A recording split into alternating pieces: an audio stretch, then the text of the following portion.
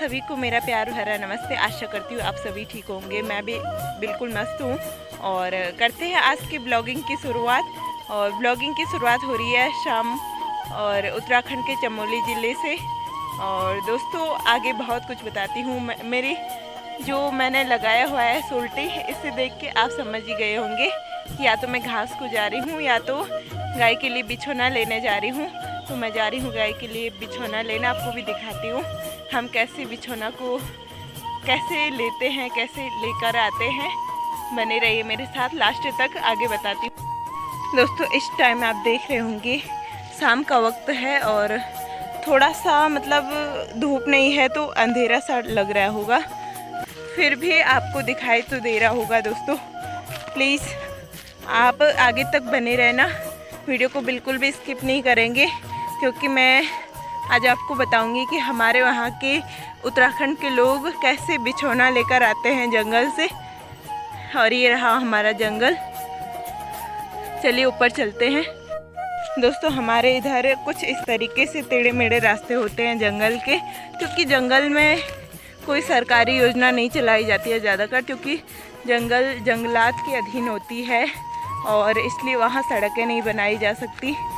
इसके लिए सरकार से अनुमति लेनी होती है और हमें ज़रूरत भी नहीं पड़ती, ऐसे चले जाते हैं हम, तो इसलिए हम सरकार को बोलते भी नहीं है। दोस्तों आप जो ये सूखी पत्तियाँ देख रहे होंगे, ये बांस की पत्तियाँ हैं और आजकल बहुत कम पत्तियाँ रह रखी है, इसलिए बांस की पत्ती नहीं लाएंगे, आज चीड़ की पत्तियाँ लाएंगे। ये देख रहे होंगे आप, ये रहा चीड़ का छोटा पौधा और ये रही उसकी पिरूल। ये रही दोस्तों, इसको लेने जा रही हूँ मैं। ये देखिए दोस्तों, मुझे झाड़ू नहीं बनाना पड़ा क्योंकि मुझे पहले से ही मेरा पुराना वाला झाड़ू मिल गया।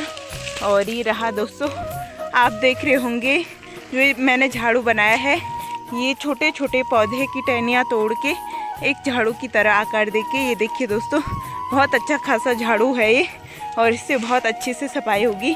अभी बताती हूँ दोस्तों। ये देख रहे होंगे ये ऐसे कि साफ होता है और बहुत अच्छे से सफाई हो जाती है और ज़्यादा ज़रूरत भी नहीं पड़ती।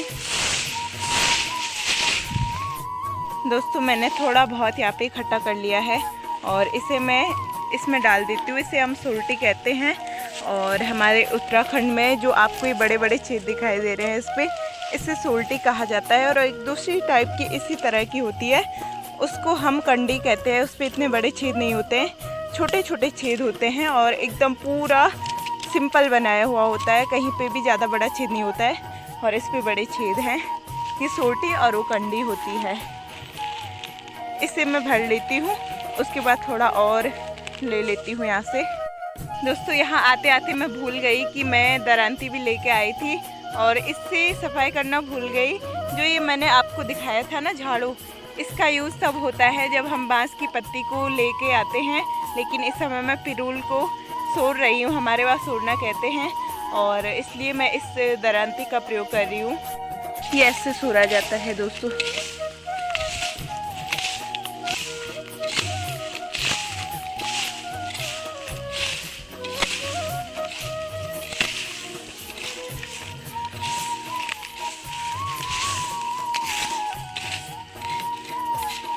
दोस्तों एक बात बताती हूँ आपको, जो ये आपको पिरूल नज़र आ रही होगी, पहले हम ऐसे करते थे जब सारे भाई बहन घर में रहते थे ना, तो जंगल जाते थे और बहुत सारा पिरूल इकट्ठा करके और उसके बाद उसमें हम बैठ जाते थे और ऐसे फिसलन पट्टी खेलते थे, बहुत मज़ा आता था तब।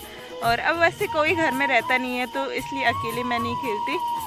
दोस्तों अभी मैं अकेली हूँ इसलिए बता नहीं सकती हूँ कि हम कैसे फिसलते थे उसमें से, और ज़्यादा चट्टान तरफ भी नहीं फिसलते थे, यानी कि जहाँ पे हमें थोड़ा सीधा सीधा नज़र आता था वहाँ पे थोड़ा फिसल जाते थे नीचे के लिए। बहुत मज़ा आता था और इतना मज़ा आता था क्योंकि बहुत सारा पिरूल इकट्ठा करके उसके बाद उसमें हम बैठ के और नीचे तक जाते थे, उसके बाद उसे फिर से इकट्ठा करते थे, फिर से जाते थे, ऐसे ऐसे कर दिन भर बीत जाता था। उसके बाद मम्मी हमें आवाज़ लगाया करती थी कि इतनी देर से कहाँ थे तुम, जल्दी आओ। फिर जाते थे हम फटाफट घर।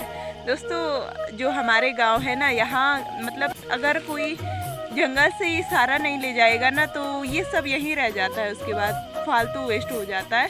इसलिए ले जाना ही पड़ता है। अपना ही जंगल है तो उसके बाद सबको करना ही पड़ता है। जैसे किसी की घास की बहुत बड़ी मांग कहा जाता है हमारे यहाँ, हमारे तो नहीं है पर जिनके होते हैं वो चाहे एक भी गाय बैल ना रखे लेकिन उनको वहाँ काटना ही होता है या किसी को देना होता है, बिक्री करनी होती है ताकि वहाँ बहुत अच्छे से सफाई हो जाए और अगले साल के लिए बहुत अच्छी सी घास तैयार हो।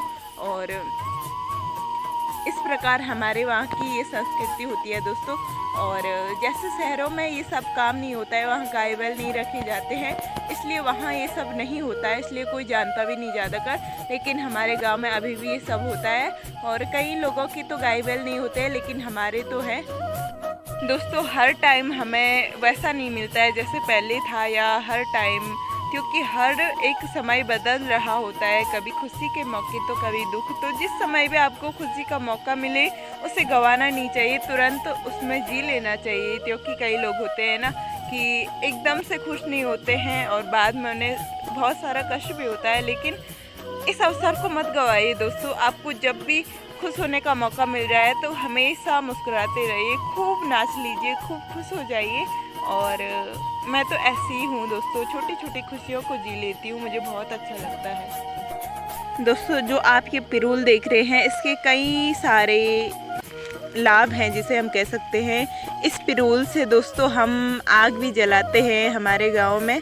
और दोस्तों आप जो ये देख रहे हो ना, ये पिरूल बहुत ही काम की चीज़ होती है क्योंकि ये जो है चीड़ की पत्तियों से होता है और एक तरह से नुकसानदायक भी होती है। नुकसानदायक किस कारण से होती है ये बताती हूँ मैं।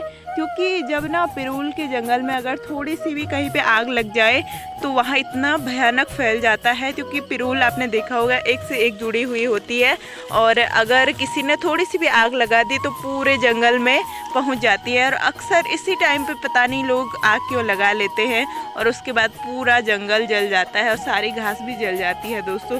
बहुत गंदा लगता है और कई सारे पशु पक्षी भी मारे जाते हैं और सारी जगह वायु प्रदूषण भी हो जाता है, बहुत गंदा लगता है।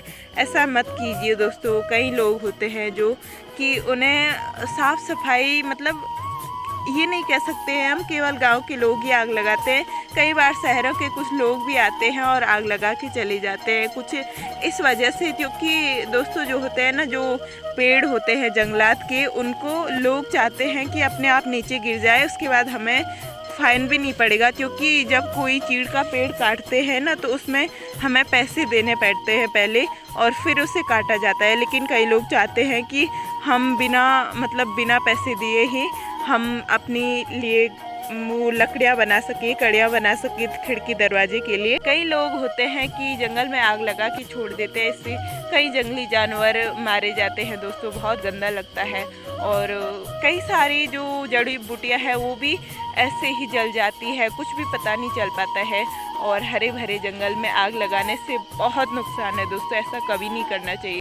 दोस्तों आई होप आपको मेरी ये छोटी सी वीडियो पसंद आई होगी। अगर पसंद आए तो प्लीज़ लाइक कीजिए, शेयर कीजिए और नए हो तो प्लीज़ चैनल को सब्सक्राइब कीजिए। मिलती हूँ नेक्स्ट व्लॉग में, तब तक अपना ख्याल रखिए, हमेशा मुस्कुराते रहिए दोस्तों।